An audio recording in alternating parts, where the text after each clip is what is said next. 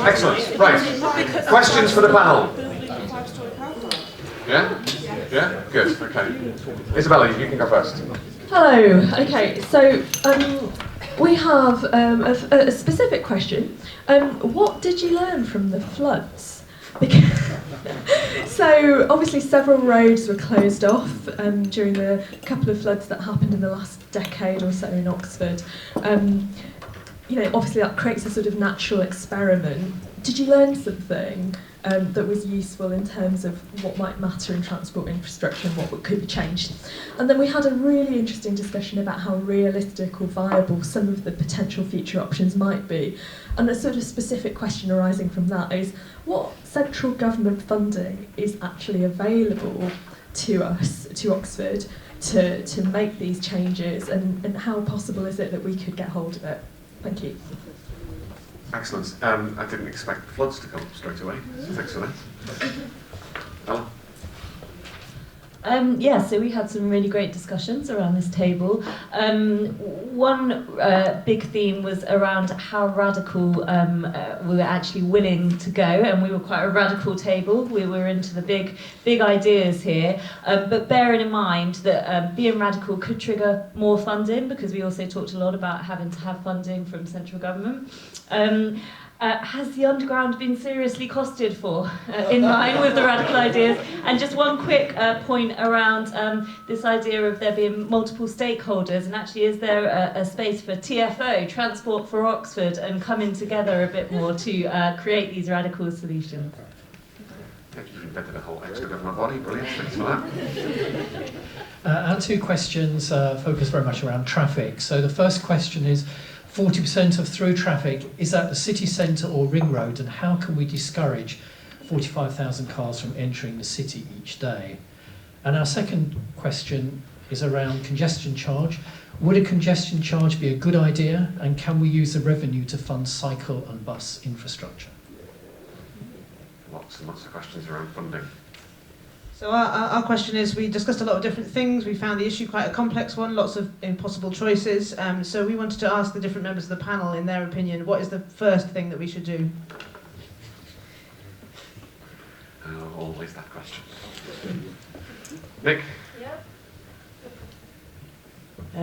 We've got a lot of questions, but one of our questions is, we were talking about the impact of the investment and whether or not that's going to be passed on to the consumer, particularly concerned about vulnerable groups and allowing access for all. And I guess ultimately, can we ever achieve free public transport? Right, we had lots of good discussion here, but one of the things that we wanted to ask about, which is very briefly touched up on, is about delivery vehicles. We know that more delivery vehicles are going in and out of the city, but what considerations have been taken, what ideas have been developed, because it seemed to be missing from the video. Okay, who wants to go first? Go on. If I may, because, sorry, I love your question. Would you just like to repeat it just once more so we can all get about the transport being fed into one area to come in? That's the way I picked it up on. So what we're actually saying is that there is an awful lot of transport coming into Oxford. It may be with one package. Wouldn't it be lovely if there was some central point where the vehicles would come in, and then it would then have the last mile delivery, whether it be with my friend here with his pedals, or whether it be with people with electric vehicles. 2 or 3 things will come out of that. Number one would be less traffic, which would save the emissions. And then also, if it's electrically delivered, it'll be even better than that. So I really do think that is a fantastic idea. Okay, who's next? Someone slammed a pen down. Go on. What was that all about? Well, I thought I'll pick up on the delivery vehicle stuff over here, because it's, what I do. We already operate a consolidation centre in Oxford. It's a 10,000 square foot site. It's based on Beesley Lane, so the flooding issue is going to be interesting for us. We began after the last floods happened. But I think there's a massive shift in logistics at the moment, particularly with parcel carriers. but they only account for about 5 to 10% of the light goods vehicles that come into Oxford. Now, this is set to grow considerably as Oxford expands, but it's mostly sort of trade vehicles. So you've got electricians, you've got plumbers, you've got tree surgeons. So this is kind of something that we're going to have to factor in and figure out, well, okay, how do we solve things for them as well? Not just the parcel logistics side of things. But we're working incredibly hard to essentially take care of that anyway.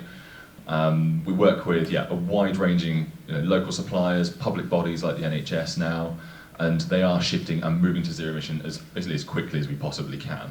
So. Okay, I'll take a few other ones. The one about investment in vehicles and will it be passed on to the consumer, for us that's an absolute no-no. Already we're probably at a point where buses are costing more than we would like them to in Oxford because of the speed they move at. So absolutely, if we're doing investment in electric vehicles, we need to be able to do that without whacking the fares up to make our services less attractive. In terms of can we achieve free public transport, it's an interesting question. A city in Estonia's done that just recently. There were a number of positive impacts, but also they found some unexpected ones around people making very short journeys by bus, causing overloading and increasing demand, but the wrong kind of demand, if you like. So some of the demand that should have been dealt with by walking and cycling, people started travelling one stop on the bus because it didn't cost them anything. So you do need to look at that in the round, and obviously you say buses is part of a mix of travel, and public transport isn't always the right option for every journey, I guess, like we said in the presentation. To talk about congestion charge, yes, absolutely. Workplace parking levy, congestion charge, the funds should be ring-fenced to spend on transport infrastructure, bus services, cycling infrastructure, those kind of things. 100%, that's what we're going to be saying in the consultation that's open at the moment. I encourage you guys to do the same. And what the first thing I would do if I was around involved in this, I would make the park and rides free to start off with, because I think that would have a big impact on some of these 45,000 cars entering. At the moment, obviously, it's not in our gift to do that. Because of the fact the parking's run by the council and the buses are run by ourselves. So, but I certainly think that would have a good impact.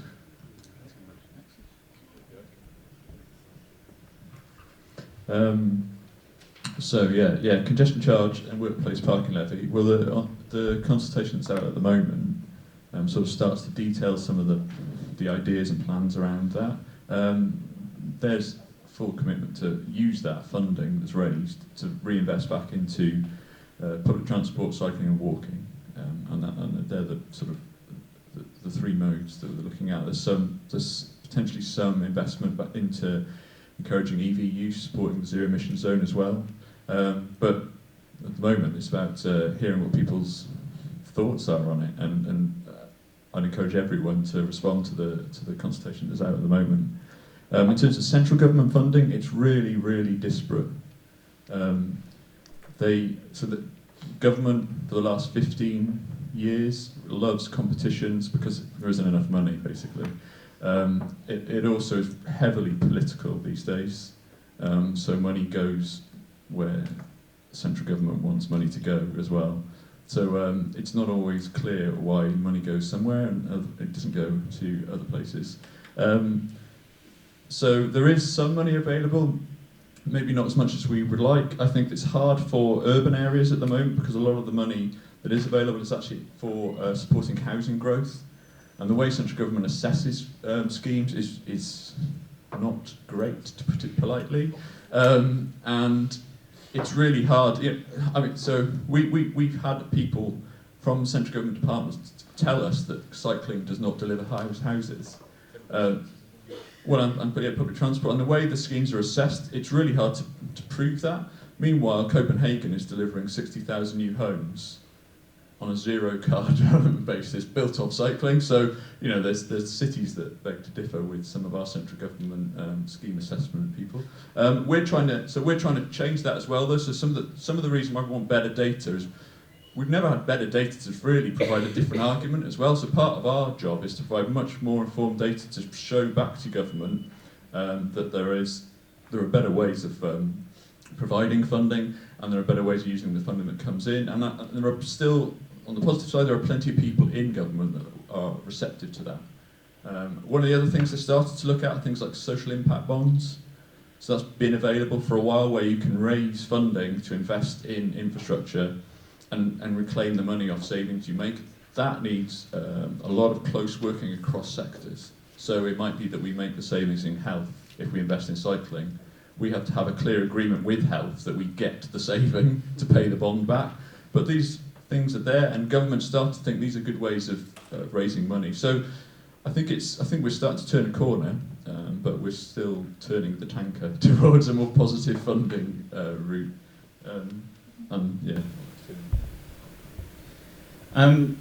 Let me begin by saying that I think you've picked up on some of the key issues, and I think that's really important, sort of the real pinch points around funding, around capability, stakeholder collaboration, around who is paying for what.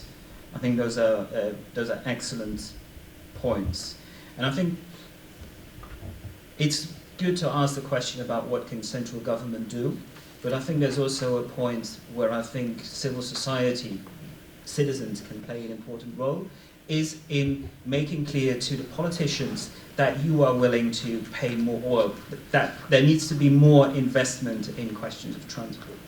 I think that has implications for how we think about taxation as well, but I think it's a very important sign that you tell your politicians that more investment is needed and that more funding needs to be made available.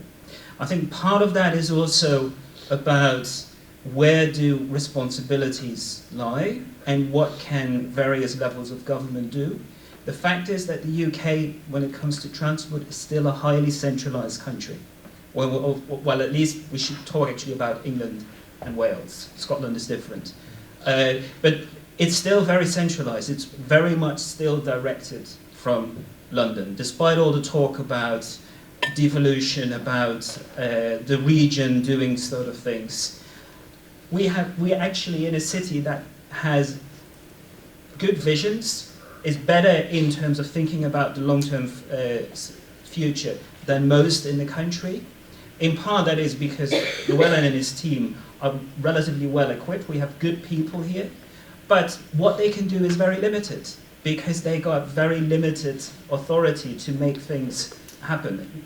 If we're thinking, for instance, about congestion charge, which is something you would need to do at the regional level, well, we'll have to ask him, but I think Llewelyn would not a priori be averse to that idea.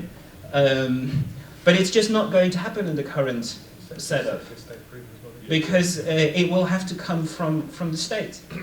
And they're not, sort of the experiences that we've seen so far outside of London is of such nature that that's not likely to come anytime soon. So it's about making clear to politicians, to policymakers, that radical change in how transport is organised is really important. Sukky, you want to take one of those?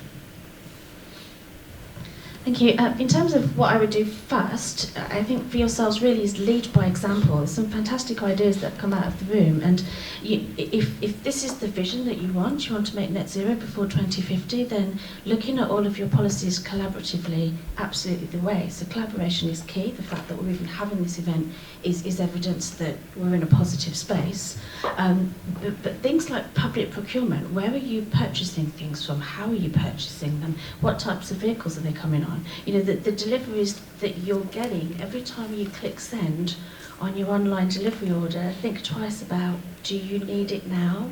Do you need it, next door? If you're having groceries delivered, can you coordinate so that you get from the same supermarket and everybody in your street gets it on the same day?